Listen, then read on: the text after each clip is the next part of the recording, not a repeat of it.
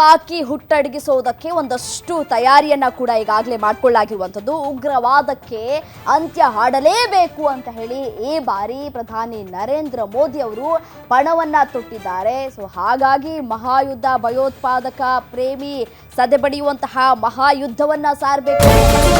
ಒಂದಷ್ಟು ತಯಾರಿಗಳು ಕೂಡ ಆಗಿದೆ. ಪ್ರಧಾನಿ ನಿವಾಸದಲ್ಲಿ ಬ್ಯಾಕ್ ಟು ಬ್ಯಾಕ್ ಮೀಟಿಂಗ್ ಆಗ್ತಾ ಇದೆ. ಪಾಕಿಸ್ತಾನದ ವಿರುದ್ಧ ಅಂತಿಮ ನಿರ್ಣಯ ಕೈಗೊಳ್ಳುವ ಸಾಧ್ಯತೆಗಳು ಕೂಡ ಹೆಚ್ಚಾಗಿ ಕಂಡು ಬರ್ತಾ ಇದೆ. ಇವತ್ತು ಒಟ್ಟು 4 ಸಭೆಯನ್ನ ನಡೆಸಲಿದ್ದಾರೆ ಪ್ರಧಾನಿ ನರೇಂದ್ರ ಮೋದಿ ಅವರು. ಬೆಳಗ್ಗೆ 11 ಗಂಟೆಗೆ ಕೇಂದ್ರ ಭದ್ರತಾ ಸಮಿತಿ ಜೊತೆ ಸಭೆಯನ್ನ ಕೂಡ ನಡೆಸಲಿದ್ದಾರೆ. ನಂತರ ರಾಜಕೀಯ ವ್ಯವಹಾರಗಳ ಸಂಪುಟ ಸಮಿತಿ ಸಭೆಯನ್ನ ಕೂಡ ನಡೆಸಲಿದ್ದಾರೆ.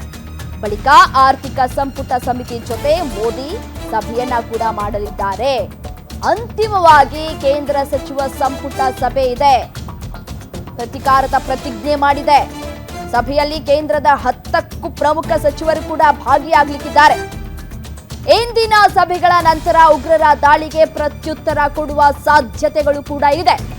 ಪ್ರಧಾನಿ ನಿವಾಸದಲ್ಲಿ ಇದೀಗ ಬ್ಯಾಕ್ ಟು ಬ್ಯಾಕ್ ಮೀಟಿಂಗ್ ಅನ್ನ ಕೂಡ ನಡೆಸಲಾಗ್ತಾ ಇದೆ. ಇವತ್ತು ಒಟ್ಟು 4 ಮೀಟಿಂಗ್ ಅನ್ನ ನಡೆಸ್ತಾ ಇದ್ದಾರೆ ಪ್ರಧಾನಿ ನರೇಂದ್ರ ಮೋದಿ ಅವರು.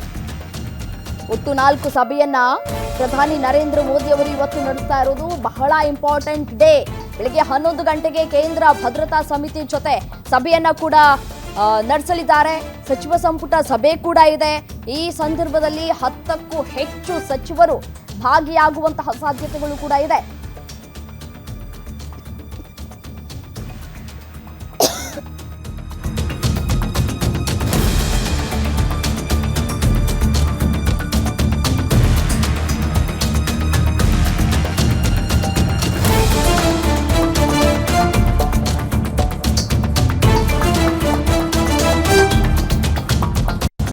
ಅಭ್ಯಾಸದ ಬಗ್ಗೆ ಮಾಹಿತಿಯನ್ನ ಕೂಡ ಕಲೆ ಹಾಕಿದ್ದಾರೆ ಪ್ರಧಾನಿ ನರೇಂದ್ರ ಮೋದಿ ಅವರು. ಮಿಲಿಟರಿ ಕಾರ್ಯಾಚರಣೆ ಹೇಗಿರಬೇಕು ಅನ್ನೋದರ ಕುರಿತು ಚರ್ಚೆ ಕೂಡ ಆಗಿದೆ.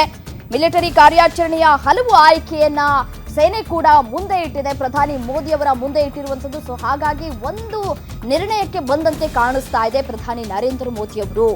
ಶತಾಯಗತಾಯವಾಗಿ ಉಗ್ರವಾದಕ್ಕೆ ಅಂತ್ಯವನ್ನ ಹಾಡಲೇಬೇಕು ಅನ್ನುವಂತಹ ನಿರ್ಧಾರವನ್ನ ಇದೀಗ ಪ್ರಧಾನಿ ಮೋದಿ ಅವರು ಕೂಡ ತೆಗೆದುಕೊಂಡಂತೆ ಕಾಣಿಸ್ತಾ ಇದೆ. ಇವತ್ತು ಸಭೆ ಮೇಲೆ ಸಭೆಯನ್ನ ಕೂಡ ನಡೆಸ್ತಾ ಇದ್ದಾರೆ.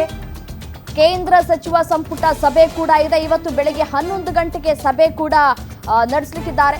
11 ಗಂಟೆಗೆ ಕೇಂದ್ರ ಭದ್ರತಾ ಸಮಿತಿ ಸಭೆ ಇರುವಂತದ್ದು ಕುತೂಹಲಕ್ಕೆ ಕೂಡ ಕಾರಣ ಆಗ್ತಾ ಇದೆ. ಈ ಒಂದು ಸಭೆಯಲ್ಲಿ ಏನೆಲ್ಲ ನಿರ್ಣಯವನ್ನ ಕೈಗೊಳ್ಳಬಹುದು, ನಿರ್ಧಾರವನ್ನ ಕೈಗೊಳ್ಳಬಹುದು ಅನ್ನೋದು ಕುತೂಹಲಕ್ಕೆ ಕೂಡ ಕಾರಣ ಆಗ್ತಾ ಇದೆ. 11 ಗಂಟೆಗೆ ಕೇಂದ್ರ ಭದ್ರತಾ ಸಮಿತಿ ಸಭೆ ಕೂಡ ನಡೆಯುತ್ತೆ. ನಿನ್ನೆ ಕೂಡ ಸಭೆಯನ್ನ ಕೂಡ ನಡೆಸಲಾಗಿರುವಂಥದ್ದು. ಸೊ ಈ ಒಂದು ಸಭೆ ಮಹತ್ವವನ್ನ ಕೂಡ ಪಡೆದುಕೊಳ್ತಾ ಇದೆ. ದುಷ್ಕರ್ಮಿಗಳು ಮತ್ತು ಪಿತೂರಿ ಮಾಡಿದವರಿಗೆ ಅತ್ಯಂತ ಕಠಿಣ ಪ್ರತಿಕ್ರಿಯೆಯನ್ನ ನೀಡಲಾಗುತ್ತೆ ಅಂತ ಹೇಳಿ ಪ್ರಧಾನಿ ನರೇಂದ್ರ ಮೋದಿ ಅವರು ಕೂಡ ಹೇಳ್ತಾ ಇರುವಂಥದ್ದು. ದಾಳಿಯ ಮಾಸ್ಟರ್ ಮೈಂಡ್ ಪಾಕಿಸ್ತಾನ ಅನ್ನೋದು ಗೊತ್ತಾಗ್ತಾ ಇದೆ. ಪಾಕಿಸ್ತಾನವೇ ಕಾರಣ ಅನ್ನೋದಕ್ಕೆ ಒಂದಷ್ಟು ಸಾಕ್ಷ್ಯಗಳನ್ನ ಈಗಾಗಲೇ ಸರ್ಕಾರ ಮುಂದೆ ಇಟ್ಟಿದೆ. ಯಾವ್ಯಾವ ರೀತಿಯಾದಂತಹ ದಾಳಿಗಳಾಗಿದೆ, ಯಾವ್ಯಾವ ಸಂದರ್ಭದಲ್ಲಿ ಎಷ್ಟೆಷ್ಟು ದಾಳಿ ಮಾಡಿದ್ದಾರೆ, ದಾಳಿ ಮಾಡಿ ಸೋತು ಸುಣ್ಣ ಆಗಿರೋದು. ಈ ಸಂದರ್ಭದಲ್ಲಿ ಉಗ್ರರು ಪ್ರವಾಸಿಗರ ಮೇಲೆ ದಾಳಿ ಮಾಡಿರೋದು ಖಂಡನೀಯ. ಸೊ ಹಾಗಾಗಿ ಇದಕ್ಕೆ ಸರಿಯಾದ ಪ್ರತ್ಯುತ್ತರವನ್ನ ನಾವು ಕೊಡಲೇಬೇಕು ಅಂತ ಹೇಳಿ 100 ದೇಶಗಳ ಬಳಿ ಈಗಾಗಲೇ ಒಂದಷ್ಟು ಮಾಹಿತಿಯನ್ನ ಕೂಡ ಕೊಟ್ಟಿದ್ದಾರೆ ಪ್ರಧಾನಿ ನರೇಂದ್ರ ಮೋದಿ ಅನ್ನೋದು ಗೊತ್ತಾಗ್ತಾ ಇದೆ. ರಾಜಕೀಯ ವ್ಯವಹಾರಗಳ ಕುರಿತು ಸಂಪುಟ ಸಮಿತಿ ಸಭೆಯನ್ನ ಕೂಡ ಕರೆದಿದ್ದಾರೆ ಪ್ರಧಾನಿ ನರೇಂದ್ರ ಮೋದಿ ಅವರು. ಆರ್ಥಿಕ ಸಂಪುಟ ಸಮಿತಿ ಸಭೆಯನ್ನ ಕೂಡ ಕರೆದಿದ್ದಾರೆ. ಇವತ್ತು 4 ಸಭೆ.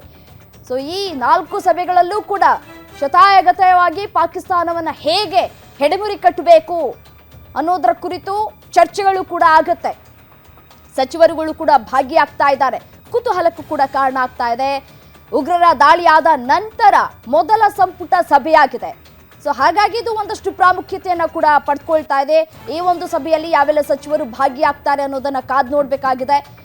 ಸಚಿವರು ಏನ್ ಹೇಳ್ತಾರೆ, ಯಾವ ರೀತಿಯಾಗಿ ಯುದ್ಧ ಮಾಡ್ಬೇಕಾ ಬೇಡವಾ, ಅಥವಾ ಯಾವ ರೀತಿಯಾಗಿ ನಾವು ಪಾಕಿಸ್ತಾನದ ವಿರುದ್ಧ ಸೆಣಸಾಡಬೇಕು, ಯಾವ ರೀತಿಯಾಗಿ ನಾವು ಈ ಒಂದು 26 ಜನರ ಸಾವಿಗೆ ನ್ಯಾಯವನ್ನ ಕೊಡಿಸ್ಬೇಕು ಅನ್ನುವಷ್ಟರ ಮಟ್ಟಿಗೆ ಯಾವ ರೀತಿಯಾಗಿ ತೀರ್ಮಾನವನ್ನ ಕೈಗೊಳ್ಳಬೇಕು ಅನ್ನೋದರ ಕುರಿತು ಒಂದಷ್ಟು ಚರ್ಚೆಗಳು ಕೂಡ ಆಗತ್ತೆ. ಇನ್ನು ಏಪ್ರಿಲ್ 22ರಂದು ಪಹಲ್ಗಾಮ್ನಲ್ಲಿ ದಾಳಿ ಆಯ್ತಲ್ಲ, ಈ ದಾಳಿ ಆದಂತಹ ಸಂದರ್ಭದಲ್ಲಿ ಲಷ್ಕರ್ ಎ ತೊಯ್ಬಾ ಕೂಡ ಅದನ್ನ ನಾವೇ ಮಾಡಿಸಿದ್ದು ಅನ್ನೋದನ್ನ ಕೂಡ ಒಪ್ಕೊಂಡಿದೆ. ಇನ್ನು ಲಷ್ಕರ್ ಎ ತೊಯ್ಬಾಗೆ ಪಾಕಿಸ್ತಾನ ಕೂಡ ಸಪೋರ್ಟ್ ಮಾಡ್ತಾ ಇದೆ ಅಂತ ಹೇಳಿ ಈ ಹಿಂದೆಯೂ ಕೂಡ ಒಂದಷ್ಟು ವರದಿ ಮಾಡಿದ್ವಿ. ಅದೇ ರೀತಿಯಾಗಿ ಈಗಲೂ ಕೂಡ ಅದು ಬಹಿರಂಗ ಆಗ್ತಾ ಇದೆ. ಸೊ ಹಾಗಾಗಿ ಪಾಕಿಸ್ತಾನ ಕೂಡ ಪತರ್ಗುಟ್ಬಿಟ್ಟಿದೆ. ಏನು ಮಾಡುತ್ತೋ ಏನೋ ಭಾರತ ಸಭೆ ಮೇಲೆ ಸಭೆ ಮಾಡ್ತಾ ಇದೆ. ಸೇನೆ ಅಧಿಕಾರಿಗಳಿಗೆ ಫ್ರೀ ಹ್ಯಾಂಡ್ ಕೊಟ್ಟಿದೆ. ಸೊ ಏನು ಮಾಡುತ್ತೋ ಏನೋ ಭಾರತ, ಯುದ್ಧವನ್ನ ಸಾರಿದ್ರೆ ನಾವು ಯುದ್ಧಕ್ಕೆ ಯಾವ ರೀತಿಯಾಗಿ ಸನ್ನದ್ಧ ಆಗಬೇಕು ಅಂತ ಹೇಳಿ ಪತ್ರಿಕಾಗೋಷ್ಠಿಯನ್ನ ಕೂಡ ಕರೆದಿತ್ತು. ಸೊ ಈ ಸಂದರ್ಭದಲ್ಲಿ ತನ್ನ ಭಯ ಯಾವ ರೀತಿಯಾಗಿ ಇದೆ ಅನ್ನೋದನ್ನ ಕೂಡ ತೋರಿಸ್ಕೊಂಡಿದೆ. ಭಾರತಕ್ಕೆ ಶಾಕ್ ನೀಡೋದಕ್ಕೆ ಹೋಗಿ ಒಂದ್ ಕಡೆ ಪಾಕಿಸ್ತಾನ ಪಾಪರಾಗುವತ್ತ ಹೆಜ್ಜೆಯನ್ನ ನಿಧಾನಗತಿಯಲ್ಲಿ ಇಡ್ತಾ ಇದೆಯಾ ಅನ್ನುವಂತಹ ಪ್ರಶ್ನೆಗಳು ಕೂಡ ಇಲ್ಲಿ ಉದ್ಭವ ಆಗ್ತಾ ಇದೆ. ಈಗಾಗಲೇ ಪಾಕಿಸ್ತಾನ ಬೀದಿಗೆ ಬಿದ್ದಿದೆ. ಅಲ್ಲಿ ಪಾಕಿಸ್ತಾನದ ಜನರು ಕೂಡ ಪಾಕಿಸ್ತಾನಕ್ಕೆ ಹಿಡಿ ಶಾಪ ಹಾಕ್ತಾ ಇದ್ದಾರೆ. ನೀವು ಏನೋ ನಿರ್ಧಾರ ಕೈಗೊಳ್ತೀರಿ, ಅದಕ್ಕೆ ನಾವು ಸಂಕಷ್ಟವನ್ನ ಅನುಭವಿಸಬೇಕು, ನಾವು ಜನಸಾಮಾನ್ಯರು ಸಾವಿಗೀಡಾಗ್ತಾ ಇದ್ದೀವಿ ಅಂತ ಹೇಳಿ ಅಲ್ಲಿನ ಸೇನೆಯ ವಿರುದ್ಧವೂ ಕೂಡ ಜನಸಾಮಾನ್ಯರು ತಿರುಗಿ ಬಿದ್ದಿದ್ದಾರೆ. ಇದನ್ನು ಯಾವ ರೀತಿಯಾಗಿ ಹ್ಯಾಂಡಲ್ ಮಾಡಬೇಕು ಅನ್ನೋದು ಕೂಡ ಪಾಕಿಸ್ತಾನಕ್ಕೆ ಗೊತ್ತಾಗ್ತಾ ಇಲ್ಲ. ಬೇರೆ ಬೇರೆ ರಾಜ್ಯದ ಅಂದ್ರೆ ಬೇರೆ ಬೇರೆ ದೇಶದ ಬಳಿ ಒಂದಷ್ಟು ಮನವಿಯನ್ನ ಕೂಡ ಮಾಡ್ಕೊಳ್ತಾ ಇದೆ, ನಮಗೆ ಸಪೋರ್ಟ್ ಮಾಡಿ ಅಂತ ಹೇಳಿ. ಆದರೆ ಈ ಬಾರಿ ಶತಾಯಗತಾಯವಾಗಿ ನೀವು ಮಾಡಿಕೊಂಡಿರುವಂತಹ ಎಡವಟ್ಟಿಗೆ ನಾವು ಯಾರೂ ಕೂಡ ಸಪೋರ್ಟ್ ಮಾಡುವುದಿಲ್ಲ ಅಂತ ಹೇಳಿ ಒಂದಷ್ಟು ದೇಶಗಳು ಕೂಡ ಈಗಾಗಲೇ ಕೈ ಬಿಟ್ಟಿದೆ, ಪಾಕಿಸ್ತಾನದ ಕೈಯನ್ನು ಬಿಟ್ಟಿರುವಂಥದ್ದು. ಸೊ ಹಾಗಾಗಿ ವಾಟ್ ನೆಕ್ಸ್ಟ್, ಏನು ಮಾಡೋದು ಅನ್ನೋದು ಗೊತ್ತಾಗ್ತಾ ಇಲ್ಲ. ಸೊ ಹಾಗಾಗಿ ಭಾರತ ನಮ್ಮ ಮೇಲೆ ಸುಮ್ಮನೆ ಆರೋಪವನ್ನು ಮಾಡ್ತಾ ಇದೆ. ನಾವು ಇದರ ಉಗ್ರರ ದಾಳಿ ಏನಾಯ್ತಲ್ಲ ಅದಕ್ಕೂ ನಮಗೂ ಸಂಬಂಧವೇ ಇಲ್ಲ ಅಂತ ಹೇಳಿ ತೇಪೆ ಹಾಕುವಂತಹ ಕೆಲಸಕ್ಕೆ ಮುಂದಾಗ್ತಾ ಇದೆ ಪಾಕಿಸ್ತಾನ. ಆದರೆ ನಾವು ಬಿಡಬೇಕಲ್ಲ, ಇದಕ್ಕೆ ಕುಂಬಾಕು ಕೊಡ್ತಾ ಇರೋದು ಪಾಕಿಸ್ತಾನ ಅನ್ನೋದು ಗೊತ್ತಾಗ್ತಾ ಇದೆ. ಯಾವಾಗ ಈ ಉಗ್ರರ ದಾಳಿ ಆಯಿತೋ, ದಾಳಿಯಾದ ನಂತರ ಬಾರ್ಡರ್ನಲ್ಲಿ ನೀವು ಸೆಲೆಬ್ರೇಟ್ ಮಾಡ್ತೀರಿ, ಕೇಕ್ ಕತ್ತರಿಸಿ ಸೆಲೆಬ್ರೇಟ್ ಮಾಡ್ತೀರಿ ಅಂತಂದರೆ ನಮ್ಮ ರಕ್ತ ಕುದಿಯದೇ ಇರುತ್ತಾ ಅಂತ.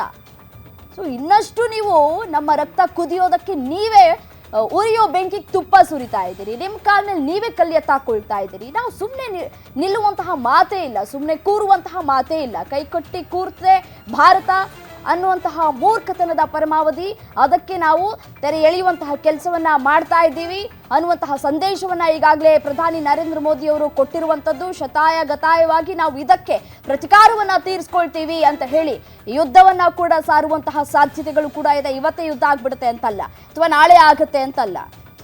ಒಟ್ಟಿನಲ್ಲಿ ಸೇನೆ ಸನ್ನದ್ಧವಾಗಿದೆ, ತಯಾರಿಯನ್ನ ಕೂಡ ಮಾಡ್ಕೊಳ್ತಾ ಇದೆ. ಯಾವ ರೀತಿಯಾದಂತಹ ತಯಾರಿಗಳನ್ನ ಮಾಡ್ಕೊಳ್ತಾ ಇದೆ ಅನ್ನೋದರ ಕುರಿತು ಒಂದಷ್ಟು ಮಾಹಿತಿಯನ್ನ ಈಗಾಗಲೇ ನಿನ್ನೆ ಪ್ರಧಾನಿ ನರೇಂದ್ರ ಮೋದಿ ಅವರು ಕಲೆಕ್ಟ್ ಮಾಡಿದ್ದಾರೆ. ಪರಮ ಪಾಪಿ ಪಾಕಿಸ್ತಾನಕ್ಕೆ ಶುರುವಾಯಿತು ಕೇಡುಗಾಲಕ್ಕೆ ಮೊಟ್ಟೆ ಇಡ್ತಂತೆ ಅಂತ ಹೇಳಿ ಮಾತು ಕೇಳಿದೀವಿ. ಸೊ ಈಗ ಪಾಕಿಸ್ತಾನಕ್ಕೆ ಆ ಗತಿ ಬಂದಿದೆ, ಶನಿಕಾಟ ಶುರುವಾಗಿದೆ ಪಾಕಿಸ್ತಾನಕ್ಕೆ. ಫುಲ್ ಪಾಕಿಸ್ತಾನೀಸ್ಗೆ ಬೇಕಂತೆ ನ್ಯೂಕ್ಲಿಯರ್ ವಾರ್, ಸರ್ವನಾಶ ಯುದ್ಧಕ್ಕೆ ಸಿದ್ಧವಾಗಿದೆ ಪಾಕಿ ಎಂಬ ಪೀಡೆ. ನ್ಯೂಕ್ಲಿಯರ್ ವಾರ್ ಆದ್ರೆ ಮ್ಯಾಪ್ನಿಂದಲೇ ಪಾಕಿಸ್ತಾನ ಕ್ಲಿಯರ್ ಫಿಕ್ಸ್. ಅಣು ಯುದ್ಧವಾದ್ರೆ ಪಾಕಿಸ್ತಾನ ಸರ್ವನಾಶ ಖಚಿತ, ಯಾವುದೇ ಅನುಮಾನ ಇಲ್ಲ. ಇಂಡಿಯಾ ನ್ಯೂಕ್ಲಿಯರ್ ಪವರ್ಗೆ ಪಾಕ್ ಫಿನಿಶ್ ಆಗೋದು ಫಿಕ್ಸ್. ಬರ್ದಿಟ್ಕೊಂಬಿಡಿ, ಇತಿಹಾಸ ಕ್ರಿಯೇಟ್ ಆಗುತ್ತೆ. ತನ್ನ ಗುಂಡಿಯನ್ನ ತಾನೇ ತೋಡ್ಕೊಳ್ತಾ ಇದೆ ಪಾಕಿಸ್ತಾನ. ಪರಮ ಪಾಕಿಸ್ತಾನಕ್ಕೆ ಕೇಡುಗಾಲ ಶುರುವಾಗಿದೆ. ಪರಮ ನೀಚ ಪಾಕಿಸ್ತಾನಕ್ಕೆ ಶನಿಕಾಟ ಶುರುವಾಗಿದೆ. ಇದರಲ್ಲಿ ಎರಡು ಮಾತಿಲ್ಲ. ಫುಲ್ ಪಾಕಿಸ್ತಾನೀಸ್ಗೆ ನ್ಯೂಕ್ಲಿಯರ್ ವಾರ್ ಬೇಕಂತೆ. ನ್ಯೂಕ್ಲಿಯರ್ ವಾರ್ ಮಾಡಿದ್ರೆ ಜಯಿಸ್ಕೊಂಡ್ಬಿಡ್ತಾರಾ? ಸರ್ವನಾಶ ಯುದ್ಧಕ್ಕೆ ಸಿದ್ಧವಾಗಿದೆ ಪಾಕಿ ಎಂಬ ಪೀಡೆ. ನ್ಯೂಕ್ಲಿಯರ್ ವಾರ್ ಆದ್ರೆ ಮ್ಯಾಪ್ನಿಂದಲೇ ಪಾಕಿಸ್ತಾನ ಕ್ಲಿಯರ್ ಆಗೋದು ಫಿಕ್ಸ್. ಫಸ್ಟ್ ತೊಲಗಿಸ್ಬೇಕು ನಮ್ಮ ಭಾರತದ ಮ್ಯಾಪ್ನಿಂದ ಈ ಒಂದು ಪಾಕಿಸ್ತಾನ ಅನ್ನುವಂತಹ ದೇಶ ಇತ್ತ ಅಂತ ಹೇಳಿ ಮುಂದಿನ ಪೀಳಿಗೆ ಪ್ರಶ್ನೆ ಮಾಡಬೇಕು, ಫಿನಿಶ್ ಆಫ್ ಮಾಡಬೇಕು. ಬರೀ ಭ್ರಮೆಲೆ ಬದುಕ್ತಾ ಇದೆ ಪಾಕಿಸ್ತಾನ, ತನ್ನ ಗುಂಡಿಯನ್ನ ತಾನೇ ತೋಡ್ಕೊಳ್ತಾ ಇದೆ ಪಾಕಿಸ್ತಾನ. ಈ ಮೂಲಕ ಪಾಕಿಸ್ತಾನ ತನ್ನ ಕಾಲಿಗೆ ತಾನೇ ಗುಂಡನ್ನ ಹಾರಿಸ್ಕೊಂಡಿದೆ. ಇದು ಭಾರತಕ್ಕೆ ಒಂದಷ್ಟು ತೊಂದರೆಯನ್ನ ಕೊಡಬೇಕು ಅನ್ನುವಂತಹ ನಿಟ್ಟಿನಲ್ಲಿ ತಯಾರಿ ಕೂಡ ಆಗ್ತಾ ಇದೆ. ಭಾರತದ ವಿಮಾನಯಾನ ವಲಯಕ್ಕೆ ನಷ್ಟವನ್ನ ಉಂಟು ಮಾಡುವಂತಹ ಉದ್ದೇಶದಿಂದ ಭಾರತೀಯ ವಿಮಾನಿಗಳಿಗೆ ತನ್ನ ಏರ್ಬೇಸ್ ಅನ್ನ ಪಾಕಿಸ್ತಾನ ಮುಚ್ಚಿದೆ. ಇದಕ್ಕೆ ನೀವು ಮುಚ್ಚಿಬಿಟ್ರೆ ಅದಕ್ಕೆ ನಿಮಗೆ ಲಾಸ್ ಅನ್ನೋದು ಕೂಡ ಅದಕ್ಕೆ ಗೊತ್ತಿಲ್ಲ ಅಂತ ಕಾಣಿಸುತ್ತೆ. ಸೊ ಹಾಗಾಗಿ ಪಾಕಿಸ್ತಾನ ತನ್ನ ಕಾಲಿಗೆ ತಾನೇ ಗುಂಡನ್ನ ಹಾರಿಸ್ಕೊಂಡಂತೆ ಕಾಣಿಸ್ತಾ ಇದೆ. ಅಣು ಯುದ್ಧವಾದ್ರೆ ಪಾಕಿಸ್ತಾನ ಸರ್ವನಾಶ ಆಗೋದು ಖಚಿತ ಖಚಿತ ಖಚಿತ ಇಂಡಿಯಾ ನ್ಯೂಕ್ಲಿಯರ್ ಪವರ್ಗೆ ಪಾಕ್ ಫಿನಿಶ್ ಆಗೋದು ಫಿಕ್ಸ್.